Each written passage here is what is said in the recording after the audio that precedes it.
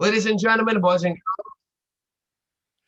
and Well, gentlemen, all right, here we are. Ladies and gentlemen, boys and girls, children of all ages, welcome to a new episode of Tales from the Brig podcast. Here with me tonight, I have the honor and the privilege to host an interview with a new Hall of Famer in GCW, a Deathmatch Hall of Famer, none other than one of the most unsung heroes on Deathmatch industry. Ladies and gentlemen, Gene fucking Walker. Welcome to the podcast, sir. thank you. It's an honor to be here. I am so honored to be in whew, Deathmatch Hall of Fame. It's such an honor to have been able to build and work with the guys that I've built and work with. And I'm just excited to see how the interview goes and what kind of questions you have and what kind of answers I give you. That's pretty awesome because everybody at your speech was saying that you were one of the nicest person they met in their lives, and I think they were right. You're probably one of the nicest guests I've ever had, and you've been here for like a minute, not more. So super honored to have you here. And the first question that I want to ask you is, let's start with something a little bit negative, but uh, people just like thank you for all that you do. But on your speech, you were saying that death matches are really risky sport. So you were saying that your builds were not always a good idea. Which were the times it wasn't a good idea? Which are the times it wasn't a good idea? It just like there were certain things that I built and I looked at and I was like, this is not gonna. We're not using this. Um, there was a tower that somebody bought to the arena, and then the somebody added some stuff onto it, so it was a almost like a how do I describe it? Like a tower, but like in a corner. So it was like a triangle from the bottom up to the top, but then they had light tubes sticking out of the triangle on all four sides. And I'm like, no, you're not taking this bump. This bump will hurt you. And thank God it went okay. But it had potential to just tear them up.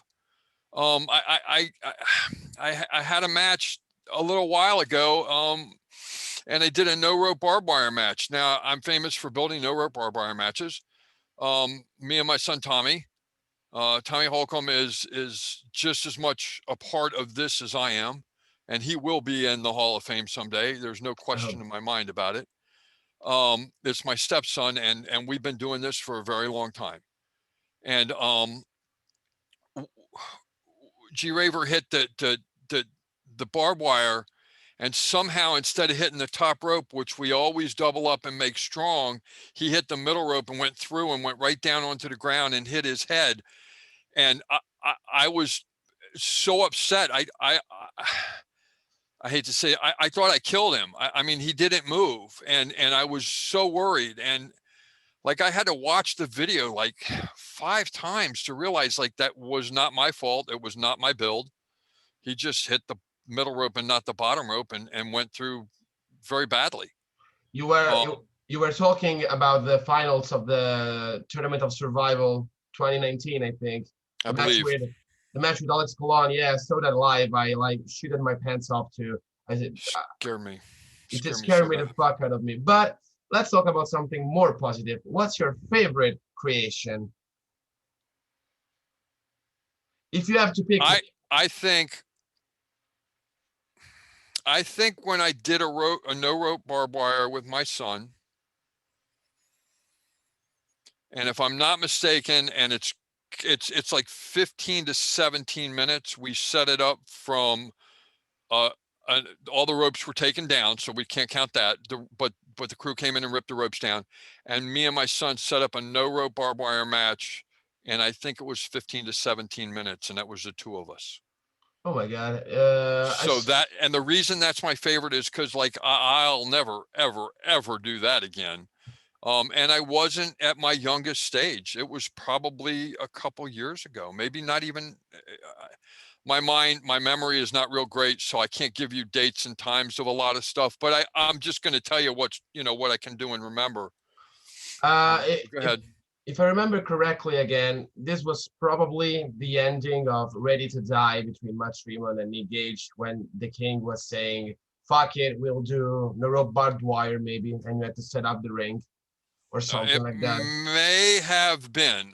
I'm thinking it might have been at OPW.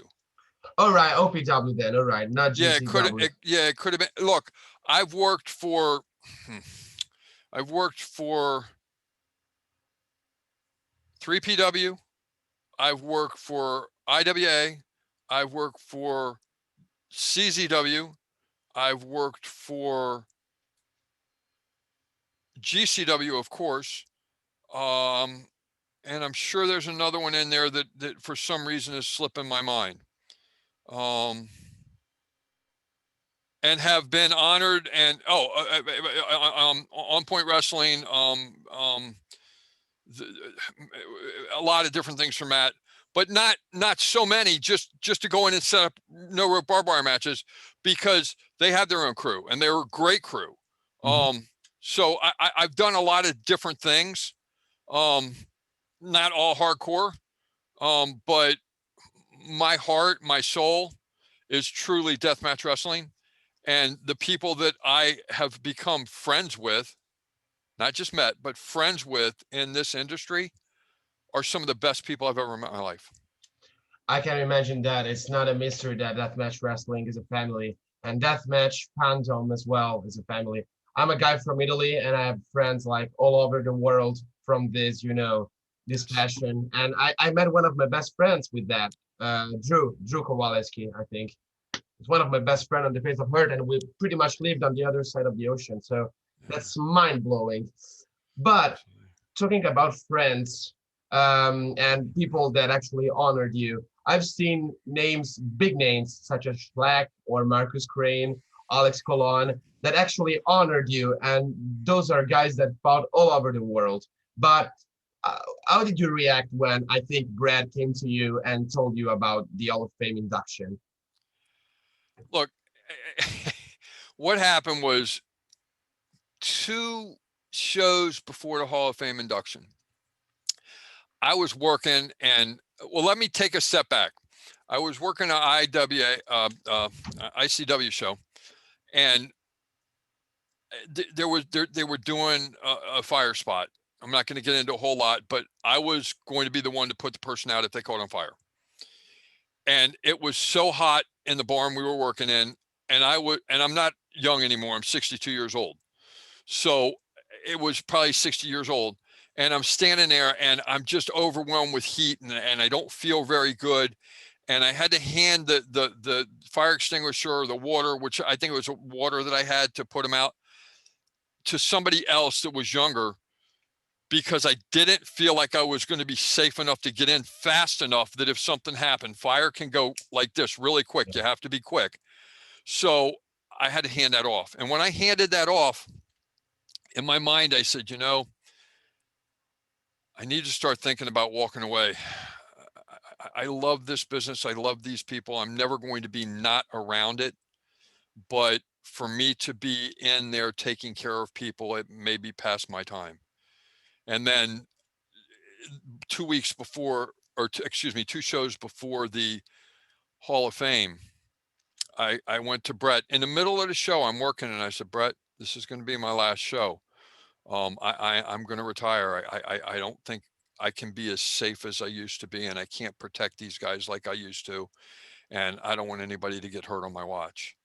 So the next show I'm at, and I'm watching it. I'm already retired. I'm not doing anything. I'm just watching. Well, that's not true. I went back and built a couple things, hurt my elbow, but because I love this thing so much. I love everything about deathmatch wrestling. And I went back to check on something to see, how it was being built. And then my son was taking apart a door and I was like, oh, let me help you. And, I'm banging away with a sledgehammer. And then I got this like tennis elbow for a couple of days. It was terrible. But so I say, like, I'm getting older, And so I went to Brett and said, Brett, before that happened, the week before I told him that I was going to retire. And then the next time, he told my son he was going to induct me, and he wasn't going to tell me. He was going to surprise me. And he came up to me before the show was over and said, you're definitely going to be here for the next show, right? You're going to come. And I'm like, yeah, absolutely. I'm not missing, what's going on, the Hall of Fame and the TOS 666. No way. He says, look, I was going to surprise you, but I better tell you, I'm inducting you into the Hall of Fame. And That's I went, what? You're doing what? Like, no, I used to say this. I won't say it again in a context I said it before, but I said all I did was build things. And he said, are you out of your mind? You're one of the most deserving people to go into the Hall of Fame. And I'm like, I'm not even he said, stop.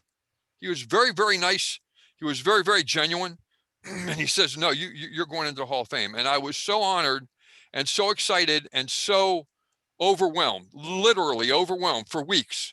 I was like, I'm getting inducted into the Hardcore Hall of Fame. I mean, the Deathmatch Hall of Fame, the thing I love as much as anything else in my life, if not more. And so, yeah, I was overwhelmed, and I was so honored and so surprised, and still am very, very honored, and will be honored till the day I die. I'll openly say it. I was at the post office because I had to retire. Coincidentally enough, a pack that my friend Drew sent me with all the Genetics DVD because I collect a little bit too. Okay. And the first thing that I saw when I came out of my house was your name inducted into the Hall of Fame. I basically didn't know you because I've been a fan of deathmatch wrestling since probably 2014, 2013, Nice. 2014. Yeah, yeah, yeah. And the first thing that I did was sharing the news because I wanted everyone to know who was behind the magic.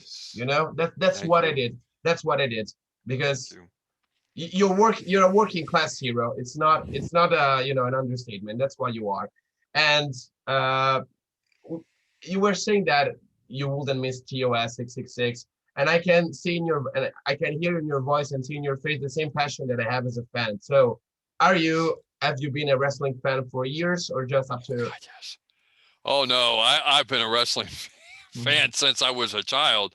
I was fortunate enough, very long time ago. Don't ask me when. It was in the Capitol Center in Maryland. I got to be on the aisle and I got to shake Andre the Giant's hand. And when he shook my hand, his hand literally, I don't know if you can see, his hand went from here to like here. Now, again, I was a child, but literally he almost engulfed my arm with this massive hand. And he was so nice and so gentle. He could, we didn't sit and talk or nothing, but just the way he reached out and touched this little guy's hand and shook his hand. Like, I loved wrestling. I loved the drama. I loved the surprises. And then, I got away from it for a little while.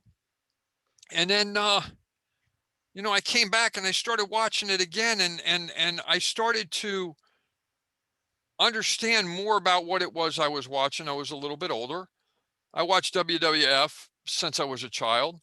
Um, and I had heroes, and I had people that scared the hell out of me.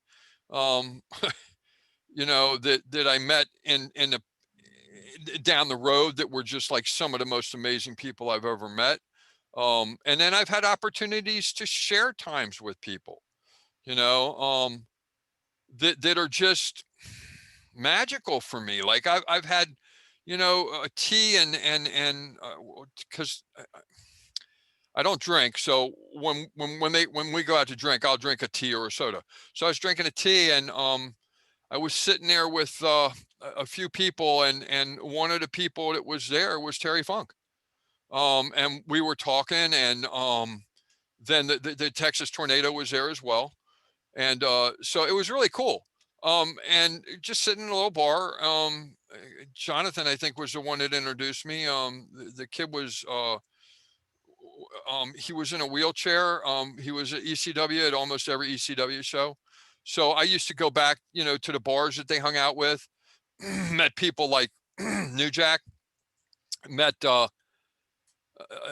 met many people. Met and honored to have met every single one of them. Became friends with Blue Meanie, Brian. I actually helped him move at one time. And just an honor. I got to work for, like I said, IPW. So it was him and Jasmine. So of course I met Jasmine, and I met people that are in the business now, that are the premier people in WWE. Just so many. I can't even tell you all the people, but it happened because I went to CZW forever. And me and my son used to go to the pay-per-views all over, wherever they were. I've been to Louisiana to pay-per-view, Florida at pay-per-view. I was one of them guys you saw on TV all the time. To this day, I don't know how I afforded it, but I did it, and I Yeah. had a great time doing it. The Go ahead.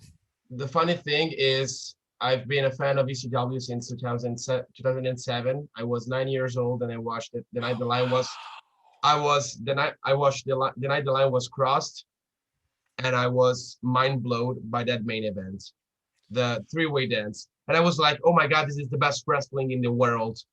And that's the way I pretty much felt in love with extreme wrestling. But go ahead.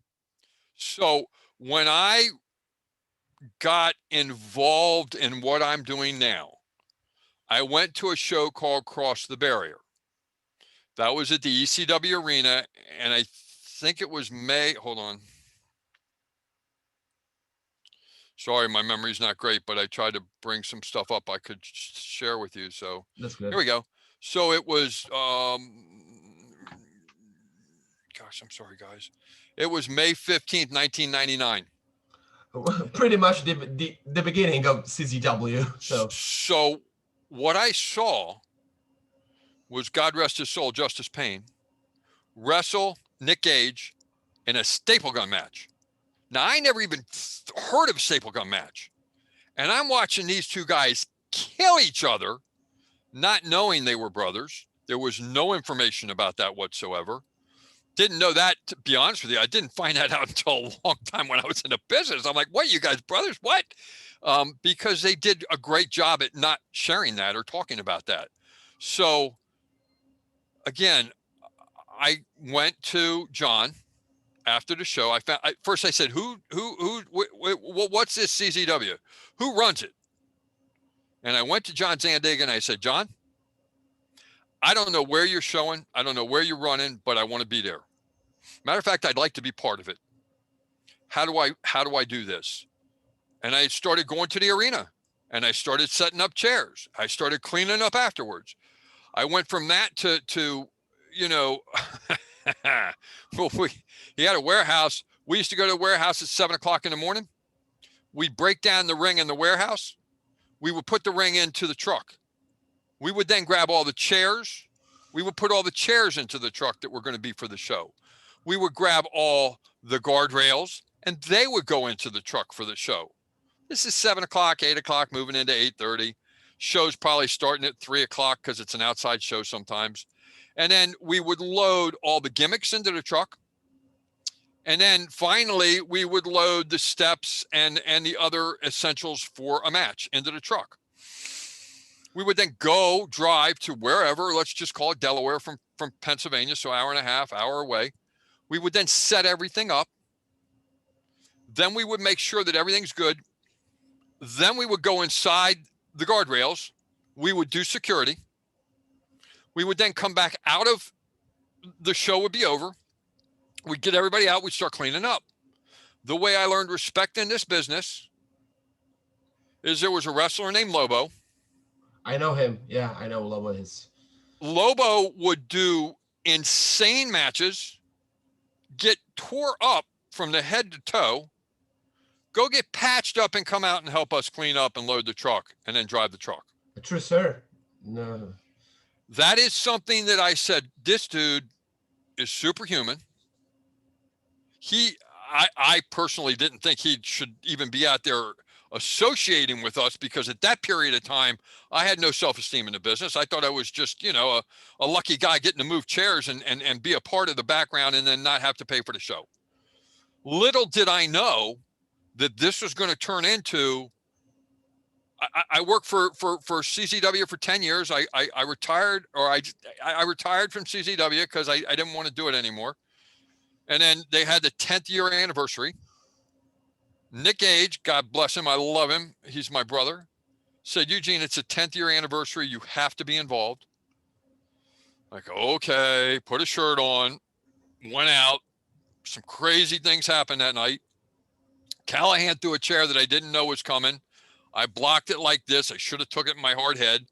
And my wrist blew up like this. There's a video of it, I think, somewhere where I'm talking in the back. Which was the match? Because I probably saw it. I'm a huge Sami Callihan fan. Okay. I don't know the match because it was so hectic, but they were fighting all around the ring, and somehow a chair ended up flying into my head. But I blocked it with my arm, and it hit my wrist and messed me up. But again, things happen in wrestling. I took it personal for a minute, but I'm behind enemy lines when I'm behind the guardrail. I am saying it is okay what happens to me. I'm signed on for this. Let's go. And so that's what happened. And I went back and did an interview. I don't know if it ever made it on tape or not, but it was at the end of the 10th year anniversary. And my wrist was all blown up. You know, and then I kept working for a little while, and then I get this call or find out. I can't tell you exactly what happened, but I knew that John was starting another federation called GCW. I got a phone call or somebody talked to me. I couldn't even tell you who. It might have been John. I don't know, but I was asked, hey, would you come help us out here? And I'm like, absolutely. You're the man behind that spot. That one spot. Which one? Janela Zandig. Oh my God. That was part of it. I asked them, I begged them not to do that. It was a bump that was way too high, but they set it up. They went up and they did it, and they walked away. I don't know how, and they went back and they wrestled more. Yes, I set that up. Yes, we did the boards, and we did the barbed wire, and we did the glass, and when they hit, there was enough cushioning that it was a terrible bump. All those high bumps are terrible. I don't care what anybody says. They never feel good. Another one similar was the other gentleman that I got inducted into the Hall of Fame with. He did a bump with John. Exactly. He did a bump with John off another roof in Delaware. I can remember that. It's pretty iconic. And I was like, I wish that they would, because I was kind of green at this time. And I watched it again just recently, and they actually mentioned my name. Eugene's bringing the light tubes out. And I was like, oh my God, they even knew who I was then. I had no idea. I was just a guy in love with what I was doing, and I just kept doing it. And I got better. And then the way we built the no rope barbed wire matches started to evolve into our no rope barbed wire matches. They weren't ours. They were just what we built. And then I would always go back because, like, I don't care if I built it or not. If somebody on the show got hurt or I thought they got hurt, I was immediately in the back going, are you okay? Is everything okay? You know, did you know, are you going to the hospital? Whatever it may have been. And you know, I was fortunate enough even to go back and a few occasions there wasn't enough people to help patch people up, and I was handed cleaning gear and rubber gloves and did what I did. I won't get into the who's and what's because you know, people don't need to know everything. Funny. But I will say that it's been an honor to be involved in this world. Go ahead. The funny thing is, you were talking about patching people up and stuff. There weren't enough people. I remember a story that Sexy Eddie once told me when he like cut his artery in his arm at TOD3. Yeah, he's a fucking madman. And my favorite interview so far, but you must be in the list for the best one now. So the point is, he told me he went to the hospital and Necro went after him, and there were people that told them, guys, just run out, just patch up and run out because police is gonna come and they think it was gang war. And I was like, oh my god, it's mind blowing. It's mind blowing how much deathmatch can be, misunderstood. How people and performers and fans loving death each other in deathmatch. No, no other place for real. I've seen so much love, and people don't even know me in person. Hope I'm gonna come a day or another. So one last question before we close this interview, because I was about to ask you pretty much everything that you told, but it was awesome. It was really awesome, and I'm still shocked that you shaked Andre the Giant's hand for It real. was awesome. So cool. I can understand. The last question is, where you like? Have you ever like think of working on a bigger stage, or it's more important to you to keeping the deathmatch legacy alive? I didn't. There was no stage for me to work on. There was no moving up. I mean, there was no. That has never ever crossed my mind because I built the things in the ring that were asked of me to do as safe as I could. And yes, some of them came out of my head. And yes, some of them may not have been the best ideas. But these guys not only survived it, but they made it look doable. Now, they say I made it doable, but there were things that they made look doable that I don't know how they did. And God bless them. I've seen missed spots that were just terrible that, thank God, Raver went off a barn and what was it called? Backyard wrestling that we did. Yeah, And he went through. We set up three, four doors. four No, four doors. doors. It was three up top, or two up top, and then two together on the bottom to stop it. And thank God I was there when they came down, because I moved something to make it a safer bump that allowed them to be okay.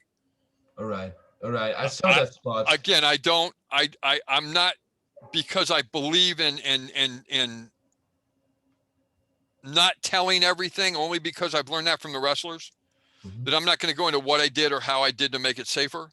All I'll say is it was safer for them, that they were okay. That's the that's the Yeah, important thing. Like diminish the danger the most. That's what you have I to do. try, but some of that stuff is just, Fucked up.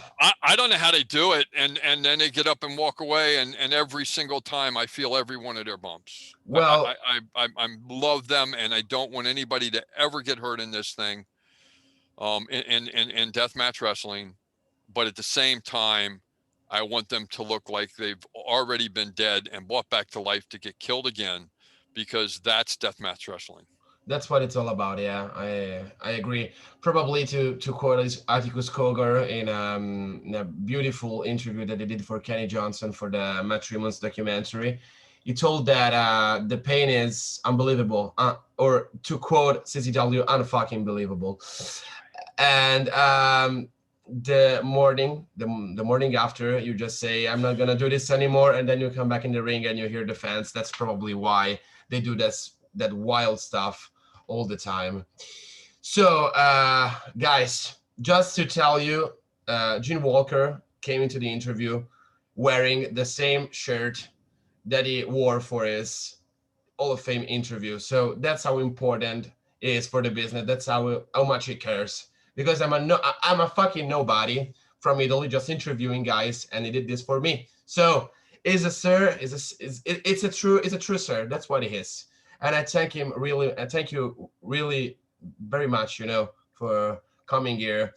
And if you want to, tell, you're just a gimmick guy, but you're a legend. To me, you're a legend. So I'll ask you if you want to, just put someone over, like you were talking about your stepson, and he's probably gonna go into the Hall of Fame. Do you have social media for people to following you? If you want to tell, you're welcome.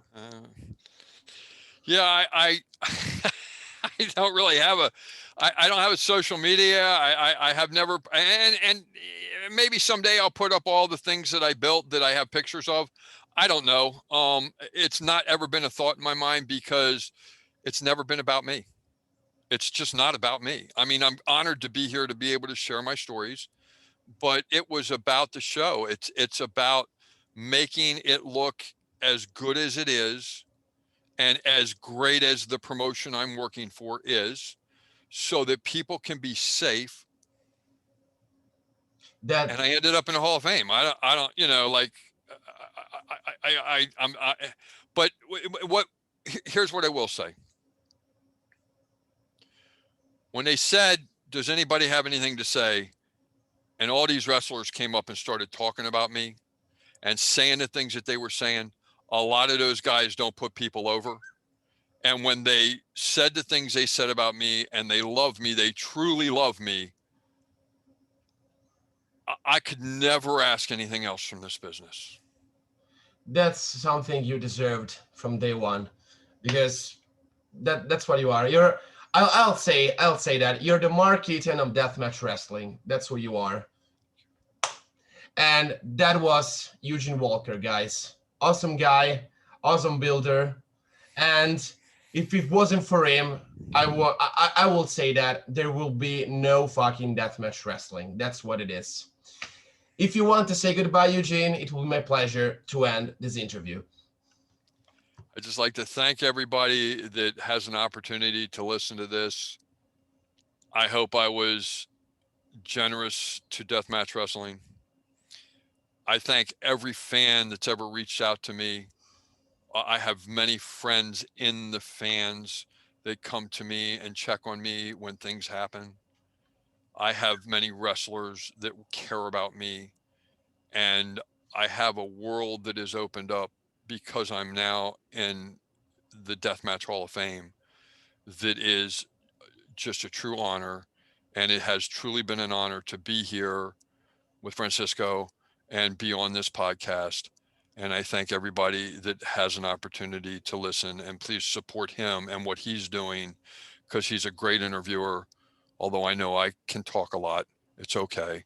I appreciate you guys listening. And again, thank you for the honor. It was my honor for real in the end. So thank you for all your kind words.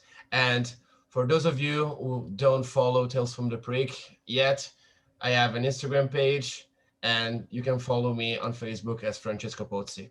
So see you next time, and don't miss this episode.